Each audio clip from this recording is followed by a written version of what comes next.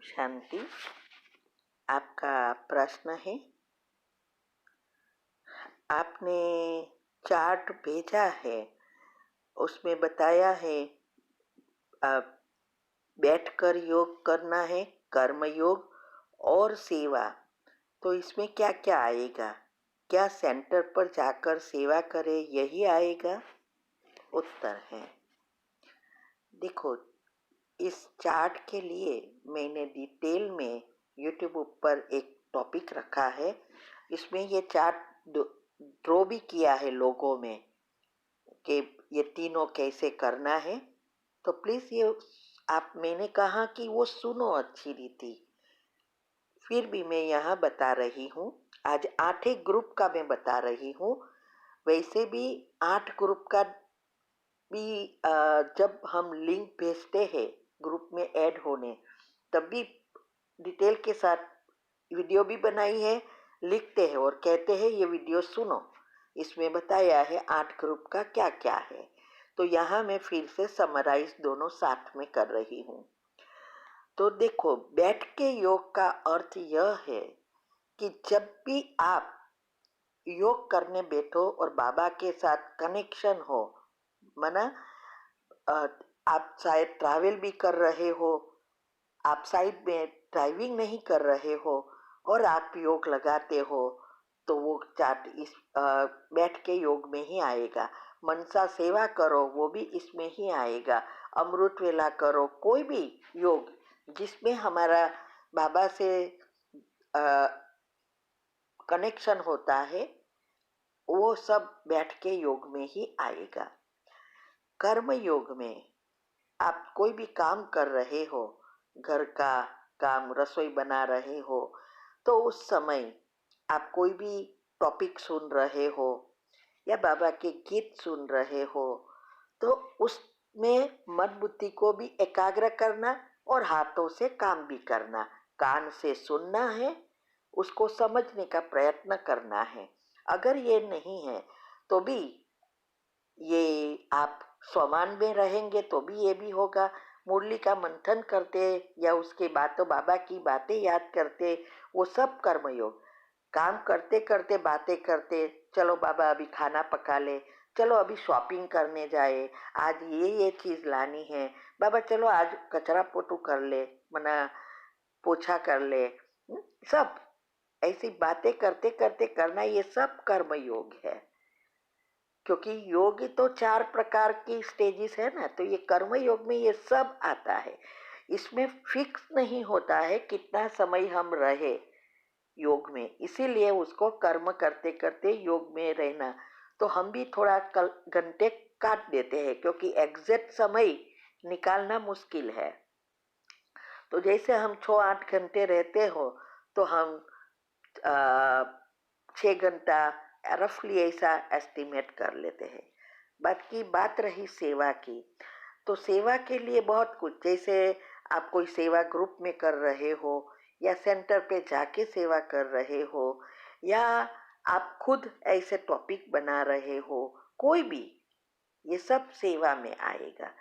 ये मैंने इसीलिए खोला है कि मैं सेवा के लिए बैठती हूँ, इसीलिए फिक्स समय रहता है कि टॉपिक बनाना है, इसके लिए पढ़ना पड़ता है, ग्रुप को चेक करना पड़ता है, क्योंकि इतने सारे ग्रुप है। ये सब करती हूँ, इसीलिए मेरा चार्ट सेवा का भी बैलेंस रहता है। तो आप जो भी करते हो वो आप लिख सकते हो। वैसे तो चार्ट तो बहुत लंबे लंबे आते थे, पहले मैंने बहुत रखे हैं। अपने आप को कैसे चेंज करना, एक के एक घंटे का भी चार्ट रखा है, एक एक चीज़ों का भी रखा है।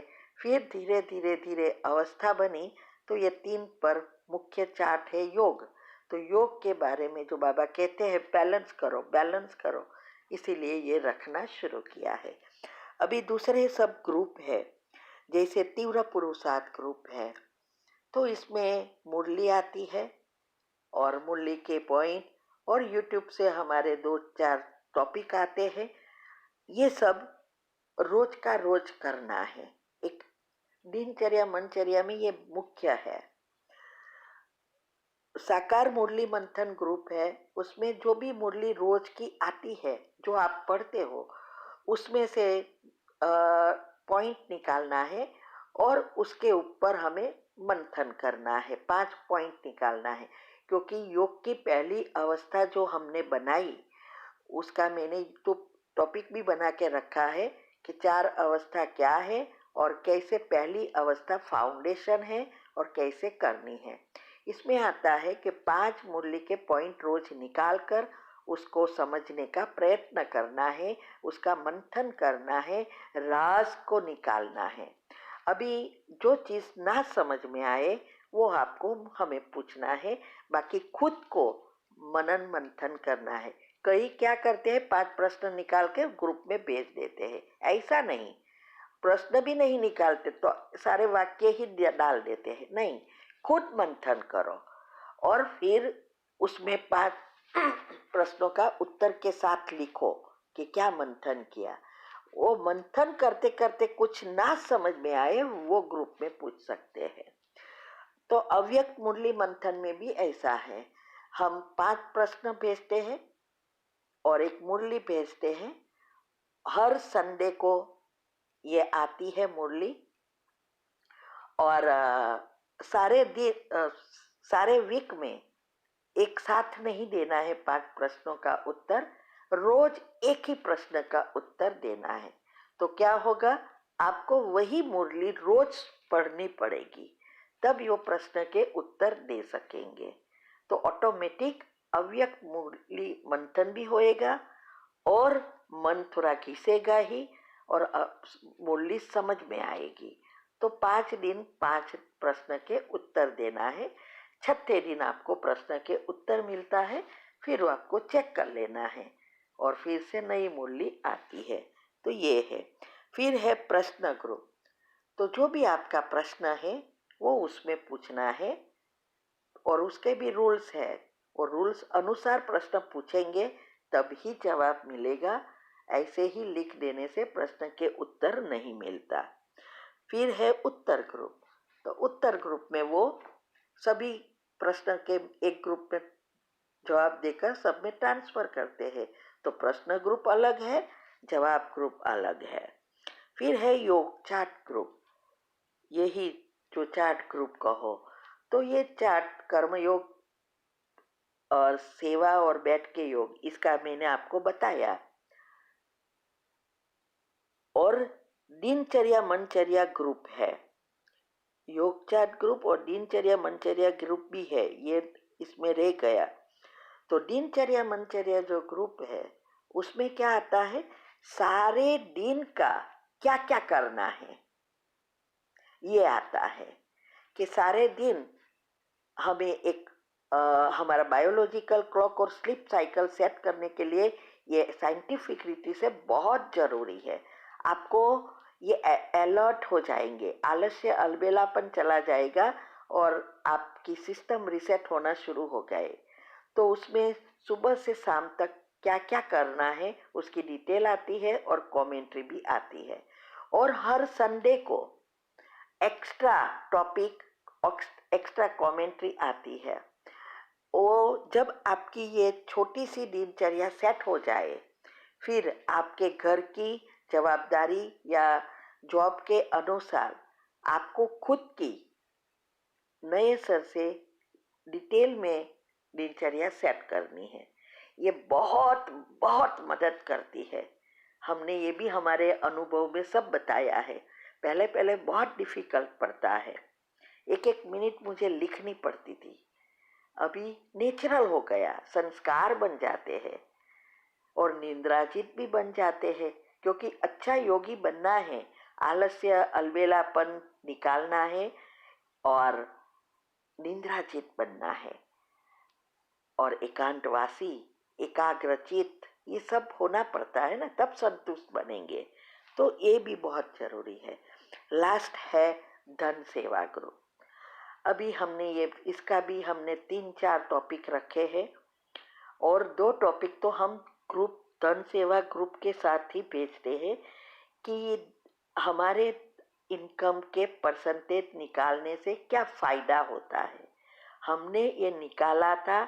इवन हम ज्ञान मार्ग में नहीं थे, लेकिन जब से जॉब शुरू की तब से निकाला था, और हम जल्दी जल्दी रिटायर्ड हो गए। यही कारण है दुआ। क्योंकि हमारे 3 शरीर है। एक है स्थूल शरीर, सूक्ष्म और कारण। स्थूल शरीर हमारी स्थूल कोई भी बीमारी है या प्रॉब्लम है तो उसको प्रैक्टिकल से समाप्त करना है, घर की दवाइयाँ से करना है। इसकी सारी वेबिनार हमने चलाए हैं और हेल्थ टिप्स में भी रखा है। तो स्थूल शरीर को साफ करेगा। सूक्ष्म शरीर दुआओं से होता है। तो दुआ तब मिलती है जब हम औरों के लिए कुछ अच्छा करते हैं। तो ये धन सेवा ग्रुप का हमें जो संकल्प आया उसका भी हमने यूट्यूब पर या लिंक के साथ भी वो भेजते हैं, धन सेवा के लिंक के, कि कैसे हमें ये संकल्प आया कि जरूरियातमंद सेंटरों में ये सेवा बहुत जरूरी है, जिससे हमें दुआ मिलती है। ये सब बाबा की ही टचिंग है। तो हम जो करते हैं वो बताते हैं।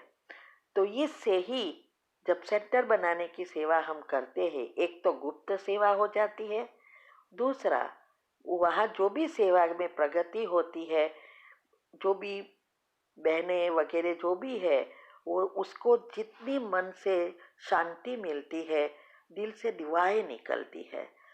तो हमारी इनकम का परसेंटेज निकाल कर जो भी हम फिक्स करते हैं वो इसमें यूज करना है। तो हमारा सूक्ष्म शरीर क्लीन एंड क्लियर होता जाएगा, और तब हमारा ये दुआओं के कारण योग भी अच्छा लगेगा। क्योंकि कारण शरीर एक ही चीज से खत्म होगा, बाबा की माना परमात्मा की डिवाइन लाइट, पवित्र किरणें, करंट, कॉस्मिक पावर जिसको साइंस कहती है। ये सब साइंटिफिक है। स्थूल सूक्ष्म एनर्जी साइंस ही अभी स्थूल में साइंस बता रही है, और हम उसका उपयोग कर बाबा के last of fast of first बन सकते हैं। ये हमारा खुद का अनुभव है। हमने गृहस्थ में रह के ये सब कुछ किया है, तो इसका भी डिटेल आया है। तो सभी चीजों को जितना आप अच्छी रीति समझेंगे उतना पुरुषार्थ तीव्र बनेगा। और गृहस्थ में ही रह के हमने किया है, इसकी ही ये 17 वीडियो आती है कि क्या क्या किया, कैसे युक्ति युक्त किया, कैसे सबको सहयोगी बनाया, कैसे ये हमने यहाँ तक पहुँचने में बाबा ने क्या ऐसे मदद की, उसकी भी मैंने वीडियो बनाकर यूट्यूब पर रखी है। लौकिक से अलौकिक जीवन बनाने में भगवान की कैसे मदद मिली। ठीक है, आई थिंक आपको समझ में आ गया होगा। ओम शांति।